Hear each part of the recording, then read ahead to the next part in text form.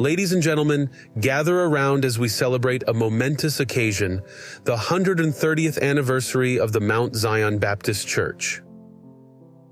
The following are names that might not immediately ring a bell: Lee Tucker, Cornelia Whitlow, Rebecca Robertson, Layla French, and a select few others. However, these names, among a handful of others, laid the bedrock for what we now know as Mount Zion Baptist Church. Travel back in time to 1893, when Wilkes-Barre was emerging as a vibrant city. It was on the corner of 22 Wright Street that a group of devoted believers, including John Smith and Williams, embarked on a journey that would eventually lead to the creation of the Wilkes-Barre Baptist Mission. 3 years later, the AME Zion members joined forces with the Baptist Mission. And finally, in September 1902, the foundation stone of Mount Zion Baptist Church was firmly laid. In 1907, the church found its new home at 146 Hazel Street, a converted stable once known as the King's Barn, now the Turkey Hill. There, on the second floor, a meeting house was established for members to gather and worship. The church also acquired a lot on the north side of Wells Street for the grand sum of $1,500. A small fortune at the time. This led to the construction of a new brick building that could comfortably seat 250 people, a monumental achievement for a congregation of only 38. Fast forward to June 12, 1914, under the leadership of Reverend McKissick, the church on Wells Street was completed, with regular services, a growing choir, and new midweek gatherings. This building would serve as a spiritual haven for the community for half a century. However, the early 1960s brought explosive growth to Wilkes-Barre, prompting the city to make room for new public housing projects. Sadly, both Mount Zion and Bethel AME were demolished. This left Mount Zion in search of a new dwelling, which they found in an old school building, the Doran School building on Hill Street. In 1962, the church successfully bid $16,000, equivalent to approximately $133,000 today, for the building.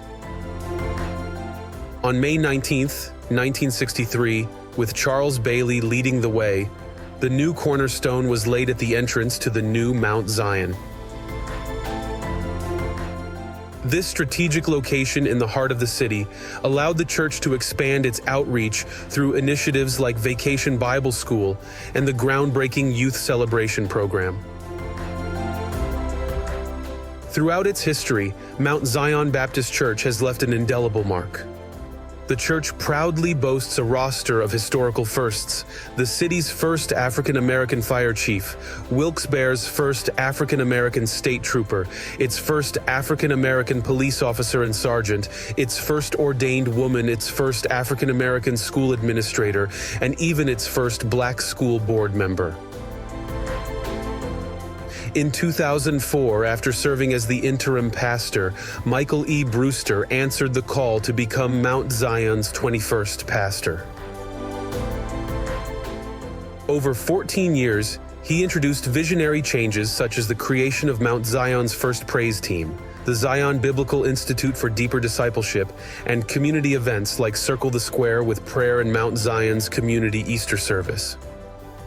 In the face of racial tensions, he initiated building bridges to bring everyone to the same table, and he helped launch Living Water to meet the youth's needs. He epitomizes a visionary pastor, and Mount Zion reflects that same spirit of innovation. Now, what lies ahead?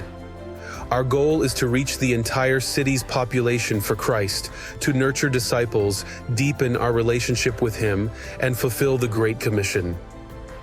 Just as our predecessors did when they stood in the church on Wells Street, we too envision so much more. But our current building constrains us, so we are actively exploring expansion. This dream has already begun with our acquisition of the property at 470 Stanton Street, our future home. Through the Reach Forward initiative, we are stepping out in faith, allowing God to work mightily through us via bold living and bold giving.